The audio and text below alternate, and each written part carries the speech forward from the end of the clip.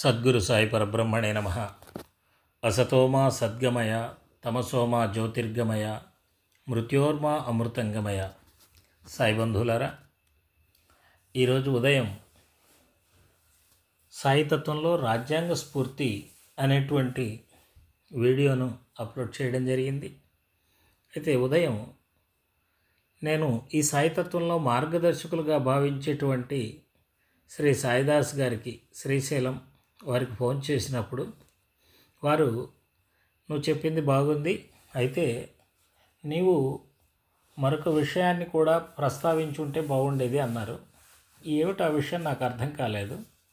ఈరోజు భారత రాజ్యాంగమే కాకుండా మన ఆధ్యాత్మిక రాజ్యాంగం కూడా ఆవిష్కరించబడిన రోజు అని చెప్పారు. ఇటు మన ఆధ్యాత్మిక రాజ్యాంగం ఏంటి అనేది నాకు మొదట అర్థం కాలేదు.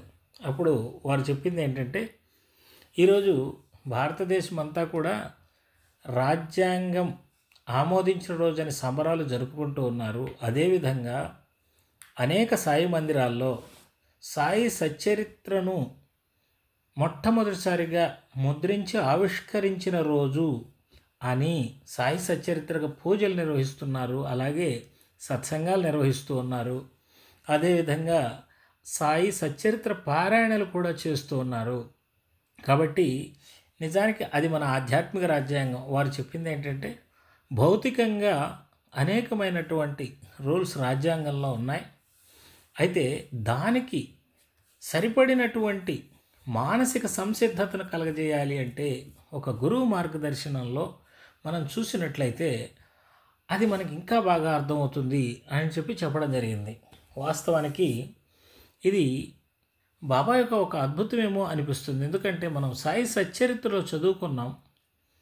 ఆయన ఉరుసు ఉత్సవాన్ని, శ్రీరామనవమిని ఒకే రోజు ఏర్పాటు చేశారు. ముందు ఉరుసు ఉత్సవం ప్రారంభమైంది. చాలా రోజుల తర్వాత చూసుకుంటే ఆ ఉరుసు ఉత్సవం అనేటువంటిది శ్రీరామనవమి రోజు జరుగుతూ ఉంది. ఆ తర్వాత కాలంలో భక్తులు గ్రహించి శ్రీరామనవమిని కూడా చేయటం ప్రారంభించారు. కాబట్టి బాబాగారి సంకల్పం అనేటువంటిది ఎలా ఉంటుందనేటువంటిది మనకు తెలియదు. ఇది 1930వ సంవత్సరం నవంబర్ 26వ తేదీన శ్రీ సాయి సచ్చరిత్ర మొదటిసారిగా ముద్రించబడి ఆవిష్కరించబడింది. ఆ తర్వాత 19 సంవత్సరాల తర్వాత 1949వ సంవత్సరం నవంబర్ 26వ తేదీన మన భారత రాజ్యాంగాన్ని మన రాజ్యాంగ సభ ఆమోదించడం జరిగింది. ఇది కాకతాళీయంగా ఉన్నప్పటికీ రెండు ఒకే రోజు జరగటం అనేటువంటిది సాయి బంధువులందరికీ కూడా ఎంతో ఆనందాన్ని కలుగజేసేటువంటి అంశం. ఇక్కడ మనం భారత రాజ్యాంగం అనేటువంటిది దాని యొక్క స్ఫూర్తి సాయితత్వంలో ఉంది అని తెలుసుకున్నాం. అయితే శ్రీ సాయిదాస్ గారు ఈ మాటలు చెప్పిన తర్వాత నాకు భారత రాజ్యాంగం గురించి మరికొన్ని వివరాల్ని మన సాయి బంధువులతో పంచుకోవాలి అనే ఆలోచన కలిగింది. ఎందుకంటే నిజానికి భారత రాజ్యాంగాన్ని సంపూర్ణంగా అర్థం చేసుకోగలిగేటువంటి వాళ్ళు సాయి భక్తులు అని ముందుగా చెప్పుకోవాలి. దీంట్లో కనుక మనం చూసినట్లయితే భారత రాజ్యాంగం అంతా కూడా మనకి ప్రాథమిక హక్కులు, విధులు అనేటువంటి రెండు అంశాలను బోధిస్తూ ఉంది. ఈ ప్రాథమిక హక్కులు ఏంటివి అని అంటే 6 ప్రాథమిక హక్కుల్ని భారత రాజ్యాంగం మనకు కల్పిస్తూ ఉంది. 1 సమానత్వపు హక్కు, 2 స్వేచ్ఛా హక్కు, 3 పీడనాన్ని నిరోధించే హక్కు, 4 మత స్వాతంత్రపు హక్కు, 5 సాంస్కృతిక మరియు విద్యా హక్కు, 6 రాజ్యాంగ పరిరక్షణ హక్కు. వీటి గురించి సంక్షిప్తంగా తెలుసుకొని బాబావారు కూడా వీటిని తన వద్ద ఏ రకంగా అమలు చేశారు అనేటువంటి దాన్ని కూడా మనం పరిశీలిద్దాం. మొదటిది సమానత్వపు హక్కు. భారత రాజ్యాంగం చెప్తూ ఉంది, భారతదేశంలోని ప్రజలందరూ కూడా కులమత జాతి ప్రాంత లింగ భేదాలకు అతీతంగా అందరూ సమానులు, అందరికీ సమానమైనటువంటి అవకాశాలు ఉంటాయి, ఎక్కువ తక్కువ అనేటువంటి భేదభావం ఈ దేశంలో ఉండదు అనేటువంటిది చెప్తుంది. అది విద్యలో కానీ, ఉద్యోగ అవకాశాల్లో కానీ, రాజకీయ అవకాశాల్లో కానీ, దేనిలో అయినా సరే న్యాయం పొందటంలో కూడా అందరికీ సమానమైన అవకాశాలు ఉన్నాయని చెబుతోంది. మరి మనం బాబావారి జీవితాన్ని, బాబా సచ్చరిత్రను కనుక గమనించినట్లయితే బాబావారి దగ్గర అందరూ సమానమే, ఏ విధమైనటువంటి భేదభావం లేదు, అందరూ కలిసిమెలిసి అన్యోన్యంతో జీవించేటువంటి వారు. అదేవిధంగా న్యాయపరంగా కూడా ఏ రోజు కూడా బాబాగారి దగ్గర తనకు దగ్గరగా ఉండే వాళ్ళ పట్ల పక్షపాతం చూపించినటువంటి పరిస్థితి ఏ రోజు కనపడదు. కాకాసాహెబ్ దీక్షిత్ అనేటువంటి ఆయన దీక్షిత్ వాడా అనేటువంటి ఒక వాడాని కట్టించాడు. ఈరోజు కూడా అది షిరిడీలో ఉంది. మరి బాబావారు ఆ స్థలాన్ని కొనేటప్పుడు దానిని తక్కువకు బేరం అడుగుతాడు. ఆ యజమాని వెళ్ళి బాబా దగ్గర బాధపడ్డప్పుడు, నువ్వు ఏ రకంగానూ ఇబ్బంది పడాల్సిన అవసరం లేదు, నీ రేటుకు నువ్వు తగ్గాల్సిన అవసరం లేదు అని చెప్తారు. ఆయన నా భక్తుడు కదా, నా వాడా కడుతున్నాడు కదా అని ఇతన్ని నష్టపెట్టుకోమని చెప్పలేదు. అలాగే అనేక సందర్భాల్లో బాబాగారు నిష్పక్షపాతంగానే తీర్పులు ఇచ్చారు. అలాగే తనను సేవించుకోవటానికి కానీ అక్కడ కార్యక్రమాల్లో కానీ అందరికీ అవకాశాలు ఇచ్చారు. ఈరోజు బాబా మందిరాల్లో కూడా చాలా సందర్భాల్లో ఇటువంటి సమాన ప్రాతిపదికన అందరికీ సమానమైనటువంటి గౌరవం దక్కుతూ ఉంది. అలాగే రెండవది స్వేచ్ఛా హక్కు. ఈ భారతదేశంలో ఉన్నటువంటి ప్రజలు ఎక్కడైనా స్వేచ్ఛగా నివసించవచ్చు, స్వేచ్ఛగా వెళ్ళి రావచ్చు. ఏ విధమైనటువంటి నియమ నిబంధనలు లేవు. దీనిని మనం షిరిడీలో కూడా అందరికీ స్వేచ్ఛాపూరితమైనటువంటి వాతావరణం, అలాగే ఈరోజు బాబా మందిరాల్లో కూడా నేరుగా స్వేచ్ఛగా వెళ్ళి బాబావారి పాదుకల్ని కానీ లేదు బాబావారి విగ్రహాన్ని కానీ తాకి మరీ నమస్కారం చేసుకున్నటువంటి సంస్కృతి ఇక్కడ మన సాయి మందిరాల్లో కానీ సాయి భక్తుల్లో కానీ మనం చూస్తాం. అలాగే పీడనాన్ని నిరోధించే హక్కు. ఇక్కడ పీడన అనేటువంటిది ఎవరి పట్లనైనా ఉన్నట్లయితే దాన్ని నిరోధించడానికి భారత రాజ్యాంగం అనేటువంటిది వారికి హక్కును కల్పిస్తూ ఉంది. మనం కోర్టులకు వెళ్ళవచ్చు, మన మీద ఏదైనా సరే దుర్మార్గం కానీ దౌష్ట్యం కానీ దౌర్జన్యం కానీ ఇటువంటివి జరిగినప్పుడు కోర్టులను ఆశ్రయించేటువంటి హక్కు ఉంది. ఇది ప్రభుత్వాలు కల్పించేటువంటిది. అదేవిధంగా నాలుగవది మత స్వాతంత్రపు హక్కు. ఈ దేశంలో ఉన్నటువంటి వారు ఏ విధమైనటువంటి మతాన్నైనా సరే ఆచరించుకోవచ్చు. మరి బాబాగారి దగ్గర చూడండి, అనేక మతాల వారు వచ్చేవాళ్ళు, కానీ ఎవ్వరు కూడా పక్క మతాల వాళ్ళతోటి ఘర్షణ లేదు. అసలు మీరు ప్రపంచంలో ఎక్కడ ఇది చూడరండి. మతాలు ఎంతమంది వచ్చారు, ఒకళ్ళు వచ్చారా, ఇద్దరు వచ్చారా, 10 మంది వచ్చారా అనేటువంటిది ముఖ్యం కాదు. అనేక సాంప్రదాయాలకు చెందిన వాళ్ళు, అనేక కులాల వాళ్ళు, అనేక మతాల వాళ్ళు, అనేక వర్గాల వాళ్ళు, అనేక మంది ఇక్కడికి వచ్చి ఎవరి పద్ధతిలో వారు బాబాగారిని వారి దగ్గర వారిని పూజ చేసుకొని వెళ్ళిపోయేవారు. వారి ఇష్టం వచ్చినటువంటి పద్ధతిలో ఆరాధించుకునేవారు, వారి సాంప్రదాయాల పద్ధతిలో ఆరాధించుకునేవారు. ఇది నిజంగా మనం చూస్తే అంటే ఇది సాయి బంధువులకి అర్థమవుతుంది. ద్వారకామాయి ఒక మినీ భారతదేశం అనిపిస్తుంది. చిన్ని భారతదేశం, ఒక మోడల్, ఒక గ్లోబ్, భూమికి గ్లోబ్ ఎలాగో అలాగనిపిస్తుంది ద్వారకామాయిని మనం చూసినట్లయితే. మరి దానిని పరిరక్షించాలి అని భారత రాజ్యాంగం చెబుతూ ఉంది. మరి బాబా సాంప్రదాయంలో ఇది ప్రధానమైనటువంటిది. అదేవిధంగా ఐదవది సాంస్కృతిక మరియు విద్యా పరిరక్షణ హక్కు. సాంస్కృతిక ఎవరి సంస్కృతిని వారు కాపాడుకోవాలి. ఇక్కడ అయితే మనం ఇంకా ఈరోజు బాబా మందిరాల్లో మనం ఆచరించట్లేదు కానివ్వండి, ఆ రోజు షిరిడీలో అనేక మంది ఈ బజార్లో డ్యాన్సులు చేసేవాళ్ళు, అలాగే నాటకాలు, వీధి నాటకాలు వేసేవాళ్ళు, అలాగే తాళాలు వేసేవాళ్ళు, సర్కస్ చేసేవాళ్ళు, ఇలా రకరకాల మంది బాబావారి దగ్గరకు వచ్చి వారి దర్బార్లో వాటన్నింటినీ ప్రదర్శించేటువంటి వాళ్ళు. మరి వారికి తెలిసినటువంటి ఆరాధన పద్ధతులు అవి బాబాగారి దగ్గరకు వచ్చి అవన్నీ చేసేటువంటి వాళ్ళు. ఎవరి సంస్కృతి ప్రకారం నిజంగా ఇంత గొప్ప సంస్కృతిని బాబాగారు నిజంగా బతికించారండి. ఈరోజు మనం అనుకుంటా ఉన్నాం మనం పాత సంస్కృతి అంతా పాడైపోతూ ఉంది, పాత కళలన్నీ పోతూ ఉన్నాయని. అన్ని రకాల కళలు కూడా బాబా దగ్గర ఆదరించబడ్డాయి. మరి ఆ విధంగా ఆయన ఇచ్చేశారు. అలాగే విద్యా హక్కు అనేటువంటిది ప్రభుత్వాలు కల్పించేటువంటివి. ఇక ఆరవది రాజ్యాంగ పరిరక్షణ హక్కు అనేటువంటిది. ఈ పై హక్కుల్లో వేటికైనా భంగం కలిగినట్లయితే కోర్టులకు వెళ్ళినట్లయితే మనకి వాటిని రక్షించేటువంటి ఏర్పాటు కోర్టులు చేస్తాయి. మన హక్కులకు భంగం కలిగించే వారిని శిక్షిస్తాయి. ఇవి ప్రాథమిక హక్కులండి. ప్రాథమిక హక్కులు అర్థం చేసుకోవాలన్నా లేదు వాటిని మనం సక్రమంగా వినియోగించుకోవాలన్నా బాబా తత్వం అనేటువంటిది మనకి ఎంతగానో ఉపయోగపడుతుంది.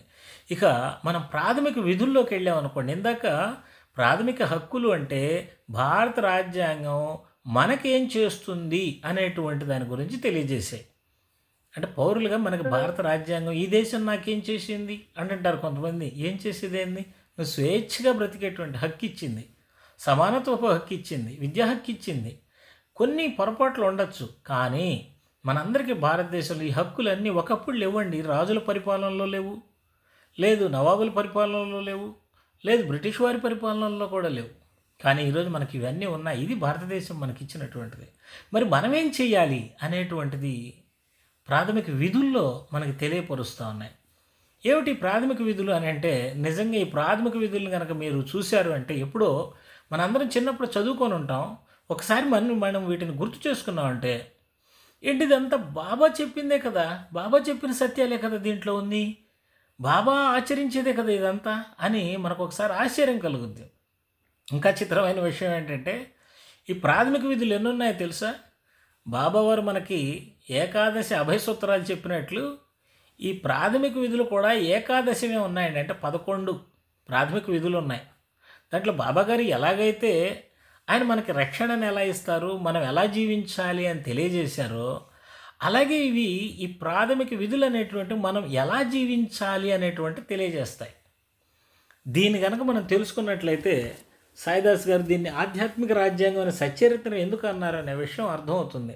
ఈ 11 ఒక్కొక్క దాని గురించి మనం చూద్దాం. మొట్టమొదటిది వచ్చేసి భారత రాజ్యాంగాన్ని, జాతీయ పతాకాన్ని, జాతీయ గీతాన్ని, జాతీయ సంస్థల్ని, వీటిని మనం గౌరవించాలి. ప్రతి భారతీయుడు కూడా ముందు వీటిని గౌరవించాలి. మన భారతదేశంలో కదండి ఉంది, కాబట్టి మనం దీన్ని గౌరవించాలి. ఇప్పుడు భారత రాజ్యాంగం అని చెప్పాం కదా, మరి రాజ్యాంగానికి ఎప్పుడు కూడా బద్దులై ఉండాలి.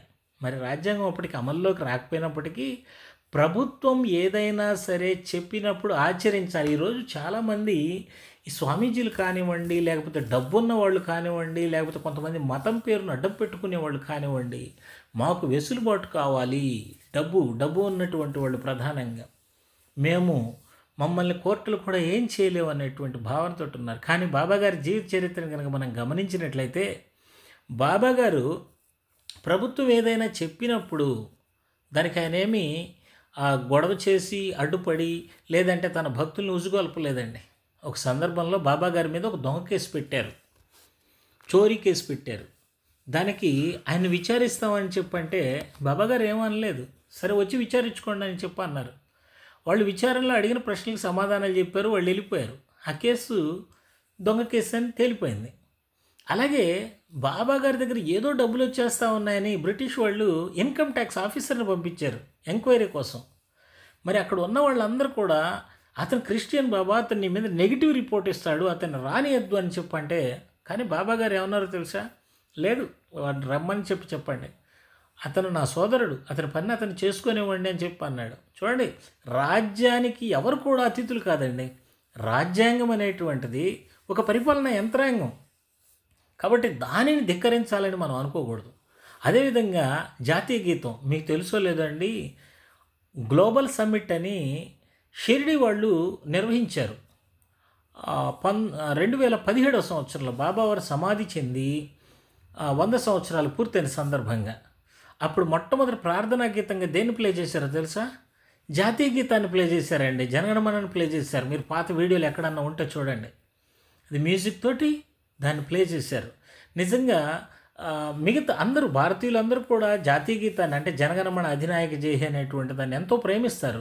అయితే సాయి బంధువులు మాత్రం ఇంకా ఎక్కువగా ప్రేమిస్తారు. ఎందుకో ఒకసారి మీరు దాని అర్థం చూడండి, కింద మీకు ఎక్కడైనా దొరికితే దాని యొక్క తెలుగు అర్థం చూడండి. మీరు దాన్ని రోజు పాడుకోవాలనిపిస్తుంది అన్నమాట. బాబా ఎదురుగా కూర్చొని పాడుకుంటే ఇంకా ఆనందంగా ఉంటుంది. ఎందుకనో షిరిడీలో అలాగా బాబాగారు పాడించుకున్నారు. కాబట్టి ఒకసారి చూడండి. కాబట్టి భారతీయులు ఎంతగా అభిమానిస్తారో అంతగా సాయి బంధువులందరూ కూడా మనస్ఫూర్తిగా ఈ భారత రాజ్యాంగాన్ని కానీ లేదు జాతీయ గీతాన్ని కానీ గౌరవిస్తారు. అలాగే రెండవ ప్రాథమిక విధుల్లో ఉన్నటువంటి రెండవది ఏంటంటే, స్వతంత్ర పోరాటానికి ఎంతోమంది అమరులు కృషి చేశారు. వారి స్ఫూర్తితో వారి భావాలను, వారి ఆదర్శాలను మన మనసులో నిలుపుకొని పని చేయాలి. దేనికోసం పనిచేశారండి వాళ్ళు? మనకి ప్రాథమిక హక్కుల్ని ఇవ్వడం కోసమే కదా. ఇందాక మనం చెప్పుకున్నటువంటి 6 ప్రాథమిక హక్కుల్ని ఇవ్వడం కోసమే ఎంతోమంది చనిపోయారు. మనకి తెలిసి అల్లూరి సీతారామరాజు చూడండి, తల్లిదండ్రి అందరినీ వదిలేసి అడవుల్లో తిరుగుతూ మరి ఆయన బ్రిటిష్ వాళ్ళ తోటాలకు బలయ్యారు. దేనికోసం అండి? ఆయన ఏదన్నా స్వార్థం ఉందా ఆయనకి ఏమన్నా? అలాగే నేతాజీ సుభాష్ చంద్రబోస్, ఆయనతో పాటు ఎంతమంది సైన్యం అండి, వేల మంది సైన్యం. దాంట్లో హిందువులు ఉన్నారు, ముస్లింలు ఉన్నారు, క్రైస్తవులు ఉన్నారు, లేదు అనేక కులాలకు చెందినటువంటి వాళ్ళు ఉన్నారు, చివరికి మహిళలు కూడా ఉన్నారు. మరి వాళ్ళందరూ కూడా ఎంతోమంది ప్రాణాలు వడ్డి పోరాడారు, వాళ్ళ ప్రాణాల ఆహుతైపోయాయి.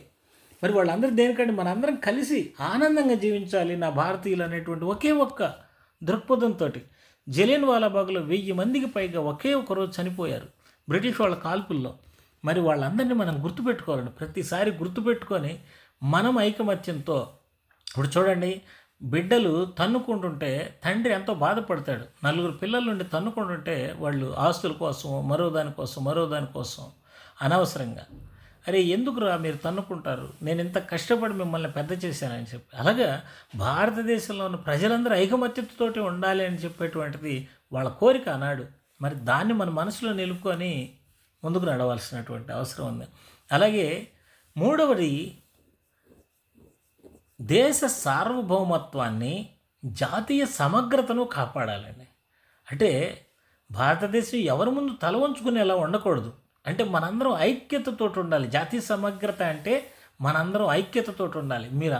మీరు ఏ పుస్తకంలో అయినా చూడండి, ఏ ఆధ్యాత్మిక గ్రంథాల్లో అయినా చూడండి, సాయి సచ్చరిత్రలో ఉన్న ఒక పదం ఉంటుందేమో చూడండి, మీరందరూ కలిసి చేతులు కలిపి జాతీయ ఐక్యతను చేకూర్చండి అని బాబాగారి సచ్చరిత్రలో ఉంటుందండి. మీరు కులాలు మతాలను తన్నుకోకుండా మీరందరూ కలిసిమెలిసి చేతులు పట్టుకొని జాతీయ ఐక్యతను చేకూర్చండి అనేటువంటిది ఉంటుంది. ఈ పదం ఇంకెక్కడ దొరకదండి మనకి, ఈ ఆధ్యాత్మిక గ్రంథంలో మాత్రమే దొరుకుద్ది.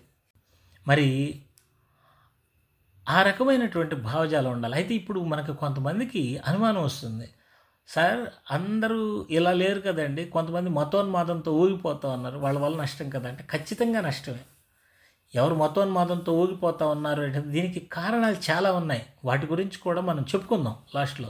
అసలు ఈ మతోన్మాదం ఎందుకు ఎక్కువైపోతూ ఉంది అనేటువంటిది, ఒకళ్ళని చూసి ఒకళ్ళు ఎందుకు దేశాన్ని పతన దిశగా నడుపుతూ ఉన్నారు అనేది ఒకసారి ఆలోచించాలి మనం. ఈ తర్వాత 4వది, దేశ రక్షణ కోసం, జాతీయ ఐక్యత కోసం మనం ఎప్పుడు సిద్ధంగా ఉండాలి. నిజంగా బాబా గారు జీవించి ఉన్న కాలం నుంచి కూడా బాబా భక్తులందరూ కూడా దేశ రక్షణ కోసం, జాతీయ సమైక్యత కోసం పాటుపడ్డవాళ్ళేనండి. ఎలా అంటే మనకి ఆనాడు అతిపెద్ద నాయకుడు భారతదేశంలో స్వతంత్రోద్యమంలో అప్పటికి గాంధీ గారు ప్రవేశించలేదు. 1917 సంవత్సరానికి నేతాజీ గారు లేరు, అంబేద్కర్ గారు లేరు, నెహ్రూ గారు లేరు, పటేల్ గారు లేరు, ఎవరు లేరండి. అప్పుడు ఒకే ఒక్క నాయకుడు ఎవరంటే బాలగంగాధర్ తిలక్ గారు. బాలగంగాధర్ తిలక్ గారు బాబా గారి దగ్గరికి వెళ్ళి నమస్కారం చేసుకున్నారండి. అలాగే ఆయన కుడి భుజమైనటువంటి కపర్డే అనేటువంటి ఆయన బాబా దగ్గర దాదాపు 10 నెలల పాటు ఉన్నారు. ఆయన బాబా గారి సమక్షంలో ఉన్నారు. అలాగే అనేక మంది స్వాతంత్ర సమరయోధులు బాబా గారి దగ్గర ఉన్నారు, బాబా గారి రక్షణలో ఉన్నారు. వాళ్ళందరికీ కూడా ప్రమాదాలు వస్తాయి బ్రిటిష్ వాళ్ళ నుంచి అనుకున్నప్పుడు బాబా గారి రక్షణలోకి వెళ్ళారు. బాబా గారి దగ్గరకు వాళ్ళు రాలేకపోయారు బ్రిటిష్ వాళ్ళు. బాబా గారి మీద ఎన్ని ఎంక్వైరీలు వేశారోనండి. అసలు షిరిడీకి ఎవరు వచ్చిపోతున్నారు అనేటువంటి నిఘా పెట్టారు. బాబా మీద చాలా కక్ష సాధింపు చర్యలకు పాల్పడ్డారు బ్రిటిష్ వాళ్ళు. కానీ బాబాని ఏం చేయలేకపోయారు. ఎందుకంటే అక్కడికి రోజులు వేల మంది భక్తులు వచ్చేవాళ్ళు. అంత రద్దీగా ఉన్నటువంటి షిరిడీలో బాబాని వాళ్ళు ఏం చేయలేక మానుకున్నారు. కానీ అనేక రకాలైనటువంటి ఆ రోజు నుంచి ఈ రోజుకు కూడా బాబా భక్తులైనటువంటి వాళ్ళు జాతీయ సమైక్యత కోసం, అంటే అంతా ఒకటేనని చెప్పి అందరినీ ఒక తాటి మీద నిలపడం కోసం, అలాగే జాతి సమగ్రత కోసం వాళ్ళు నిరంతరం కృషి చేస్తూనే ఉన్నారు. ఇక 5వది అతి ముఖ్యమైనటువంటిది, మతము, ప్రాంతము, భాష అనే పేర్లతో ఘర్షణ లేకుండా ఉండే విధంగా అందరినీ సమైక్యతగా ఉంచేలా మనం ప్రయత్నించాలి. ఇది భారత రాజ్యాంగం చెబుతుందండి. భాష, మతము, ప్రాంతము, జాతి, వర్గము, లింగము అనే భేదాలు లేకుండా అందరూ ఒక్కటిగా ఉండేలాగా ప్రతి ఒక్కళ్ళు ప్రయత్నించాలని చెబుతుంది. మనం ఏదో బాబా వాళ్ళు బాబా గుళ్ళల్లోనే చెప్తున్నారు, మిగతా ఎక్కడ చెప్పట్లేదు అని చెప్పి కొంతమంది అంటుంటారు. సాక్షాత్తు భారత రాజ్యాంగమే చెబుతుందండి ఈ భేదాలు మనకు ఉండకూడదు అని చెప్పి.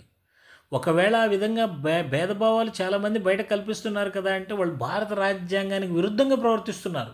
వాళ్ళందరూ చట్ట వ్యతిరేకులు వాస్తవానికి. వాళ్ళ గురించి కూడా తర్వాత చెప్పుకుందాం, ఏంటి ఎందుకు ఇలా జరుగుతూ ఉందనేటువంటిది. అదేవిధంగా స్త్రీలను కించపరిచే రకంగా ఏ విధమైనటువంటి ప్రవర్తనను మనం చేయకూడదు, వారికి సమానమైనటువంటి గౌరవాన్ని ఇవ్వాలి. బాబా మందిరాల్లో కానివ్వండి, బాబాకు సంబంధించిన విషయాల్లో స్త్రీలు అత్యున్నతంగా గౌరవించబడుతూ ఉన్నారు. ఈరోజు కాదు, ఆ రోజు నుంచి కూడా ఒక వితంతువులైనప్పటికీ బాబాగారి దగ్గరకు వచ్చి కులమత జాతి భేదాలు లేకుండా అందరూ కూడా ఈ సేవా కార్యక్రమాల్లో పాల్గొంటూ ఉంటారు. మరి అటువంటి గొప్ప సంస్కృతిని బాబాగారు అభివృద్ధి చేశారు. ఇదంతా కూడా రాజ్యాంగ లక్ష్యాలకు అనుగుణంగానే ఉన్నాయండి. తర్వాత 6వది, విభిన్న సంస్కృతులను రక్షించాలి. విభిన్న సంస్కృతి సాంప్రదాయాలు ఉన్నాయి భారతదేశంలో, వీటన్నింటినీ రక్షించడానికి ప్రయత్నించాలి భారతీయులు అనేటువంటి వాళ్ళు. ఎప్పుడు కూడా పక్క వాళ్ళ మీద ద్వేషాన్ని చేయకూడదు, సమగ్రత దెబ్బతింటుంది. అందుకని ప్రతి ఒక్కరిని గౌరవించాలి, మన ఆరాధనలు మనం చేసుకోవాలి, ఏ మతం వాళ్ళు ఆ మతాన్ని ఆరాధించుకోవాలి. ఎట్టి పరిస్థితుల్లో పక్క మతాల్ని కించపరచకూడదు, దూషించకూడదు. కానీ దౌర్భాగ్యం ఏంటంటే ఇక పక్క మతాలు విపరీతమైనటువంటి విమర్శలు, ప్రధానంగా హిందూ దేవతల్ని, హిందూ గ్రంథాలని విపరీతమైనటువంటి విమర్శలు. ఎందుకు అని అంటే మరి ఇదంతా రాజ్యాంగ విరుద్ధం కదా, ఖచ్చితంగా రాజ్యాంగ విరుద్ధమే. కానీ ఎందుకు చర్యలు తీసుకోవట్లేదు అని అంటే ఇదంతా కూడా ఒక బాధాకరమైనటువంటి అంశం. వీటి గురించి తర్వాత మాట్లాడుకుందాం, ఎందుకని వీళ్ళు ఇలాగ రెచ్చిపోయారు అనేటువంటిది. ఇక తర్వాత 7వ దాన్ని మనం తీసుకున్నట్లయితే ఇది చాలా ఆశ్చర్యంగా ఉంటుంది. అడవులు కానీ, ప్రకృతిని కానీ, వన్యమృగాలను కానీ మనం పరిరక్షించాలి. అలాగే జంతువుల పట్ల కరుణతో ఉండాలి. ఇది అసలు బాబా సచ్చరిత్రలో మొట్టమొదటి సూత్రమే ఇది. ఎందుకంటే బాబా గారు పర్యావరణాన్ని ఎంతగా ప్రేమించేవాళ్ళు అంటే ఆయన లెండివనం అనేటువంటి ఒక పెద్ద తోటనే పెంచారు. అలాగే ఆయన జీవుల పట్ల ఎంత కరుణామూర్తిగా ఉన్నాడనేది మనం చూసాం. ఈరోజు బాబా భక్తులు కూడా బాబాగారు అన్ని జీవుల్లో ఉన్నారు అనేటువంటి భావనతోటి అత్యధికంగా భూతదయను ప్రదర్శిస్తూ అన్ని జీవుల పట్ల కరుణతోటి ఉంటారు. అదే రాజ్యాంగం కూడా చెప్తా ఉంది. కాబట్టి మనం రాజ్యాంగాన్ని అత్యధికంగా అనుసరించే వాళ్ళు ఎవరంటే సాయి బంధువులు అని చెప్పచ్చు. అలాగే 8వది, వైజ్ఞానిక దృక్పథాన్ని కలిగి ఉండాలి, శాస్త్రీయ దృక్పథాన్ని కలిగి ఉండాలి అని చెప్తా ఉంది. మూఢనమ్మకాలకు దూరంగా ఉండాలి అని చెప్తా ఉంది. బాబాగారు చూడండి, ఆయన ఎప్పుడు కూడా మూఢనమ్మకాలకి దగ్గరకు రానిచ్చేవాళ్ళు కాదు. మీకు ఒక సందర్భంలో బూటి అనేటువంటి ఆయన నువ్వు చనిపోతావని చెప్పి ఎవరో చెప్పినప్పుడు భయపడిపోతూ ఉంటాడు. నీ గ్రహస్థితి బాగాలేదని అన్నప్పుడు, ఏం పర్వాలేదు నేనున్నాను, నీకేం కాదు వెళ్ళు అంటాడు. అది ధైర్యం అంటే, అతనికి ఏం కాదు వాస్తవానికి కూడా. అలాగే బాబు టెండూల్కర్ అనేటువంటి అతను ఈ డాక్టర్ కోర్స్ పరీక్షలకు చదువుతూ ఉంటే కొంతమంది జ్యోతిష్కులు చెప్తారు, నీ గ్రహస్థితి బాగాలేదు, ఈ సంవత్సరం నువ్వు పాస్ అవ్వు అని. ఆ పిల్లాడు డేలా పడి పరీక్ష రాయకుండా అలాగే ఉండిపోతే బాబాగారు దగ్గరకు పిలిచి చెప్తాడు, నీకేం భయం లేదు, నువ్వు ఖచ్చితంగా పాస్ అవుతావు, నువ్వు వెళ్ళి రాయని చెప్పి అతను వెళ్ళి రాస్తాడు, పాస్ అవుతాడు. ధైర్యం అనేటువంటిది ఇవ్వాలి, అంతేగాని మూఢనమ్మకాలు పెట్టి అవతలని భయపెట్టడం అనేటువంటి చేయకూడదు. కానీ ఈరోజు చాలామంది చేస్తూ ఉన్నారు. ఇవన్నీ కూడా రాజ్యాంగ విరుద్ధమే, కానీ వాళ్ళు చేస్తూ ఉన్నారు. ఎందుకు అనేటువంటి దాని గురించి మనం మాట్లాడుకోవాలి. అలాగే సంపదను అంటే ఇది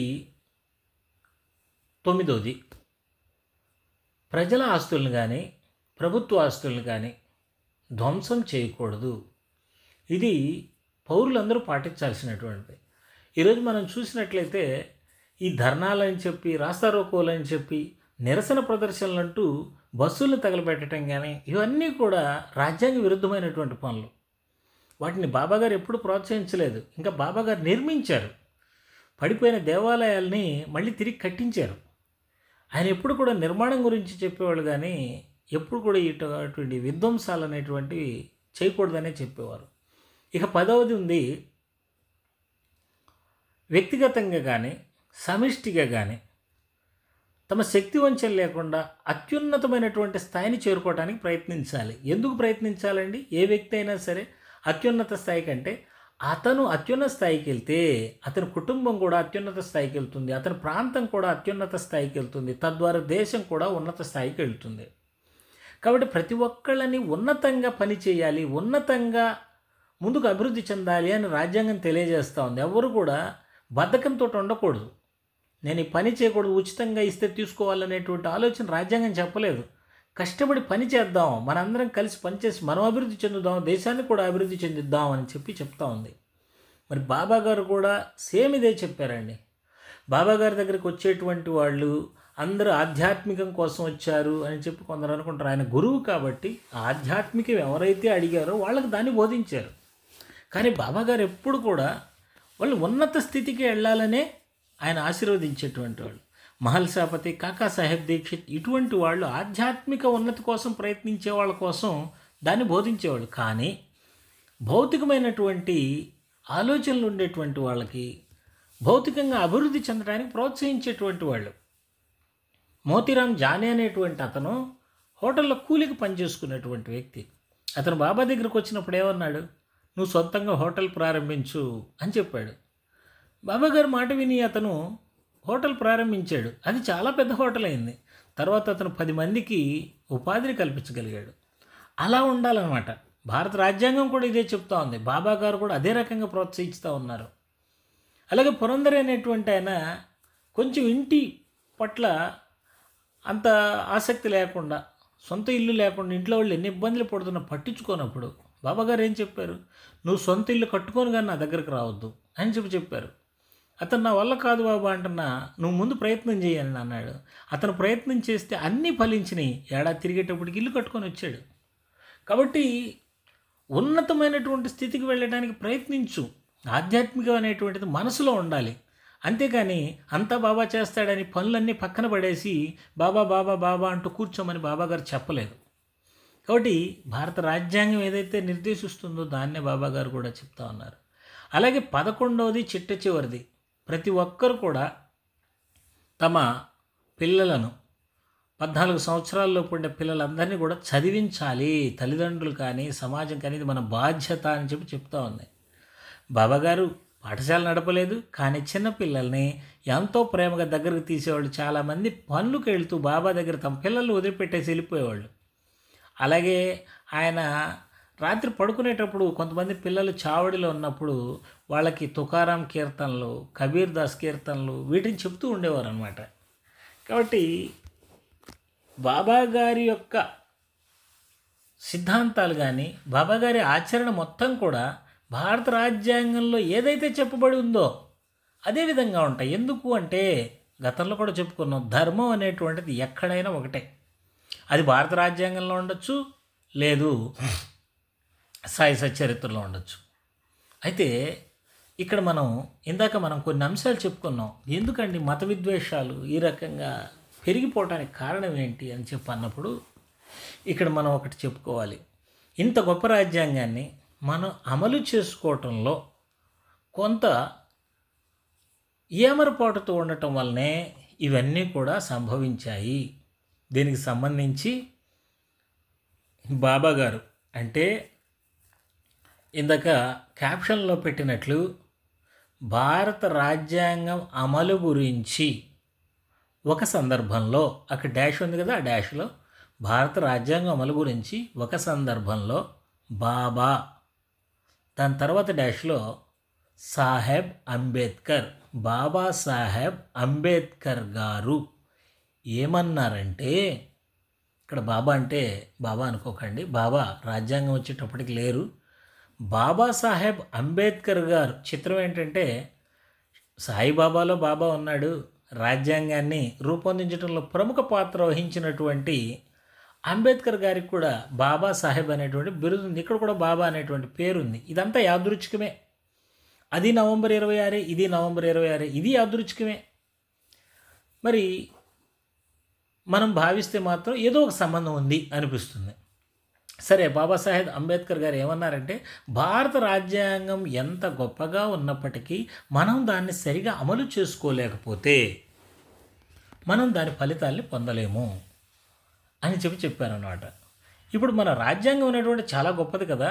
మరి స్వాతంత్రం వచ్చినప్పటి నుంచి కొన్ని పొరపాట్లు మన పూర్వీకులు, అది నాయకులు కావచ్చు, మన పెద్దలు కావచ్చు, ఎవరైతేనే ఈరోజు మనం దానికి బాధ్యులం కాదు. వారు చేసింది దానికి మనం ఈరోజు సవరించుకునేటువంటి అవకాశం మన చేతుల్లో ఉంటుంది. కానీ వాళ్ళని తలుచుకొని వాళ్ళని తిట్టుకుంటూ ఉన్నంత మాత్రాన ఏ విధమైన ప్రయోజనం లేదు. మనది లౌకిక రాజ్యం అనుకున్నాం, మత ప్రమేయం లేదనుకున్నాం. కానీ కొన్ని మతాలకి ప్రత్యేకమైనటువంటి రాయితీలు, అలాగే వాళ్ళకి ప్రత్యేకమైనటువంటి హక్కులు, ఇలాంటివన్నీ కల్పించాం. అలాగే అందరికీ ఒకే రకమైన చట్టాలు ఉండాలి. కానీ కొన్ని మతాలకి మీ మతానుసారం చట్టాలు చేసుకోండి, ఇది ప్రపంచంలో ఎక్కడా లేదు. కానీ మన పూర్వీకులు ఎందుకనో ఈ రకంగా చేశారు. దానివల్ల ఏమైంది, మతం అంటే మా మతమే, మేము ఏది చేసినా కరెక్టే అనేటువంటి భావన వాళ్ళలో ఏర్పడిపోయి వాళ్ళల్లో ఉన్మాదం అనేటువంటిది పెరిగింది.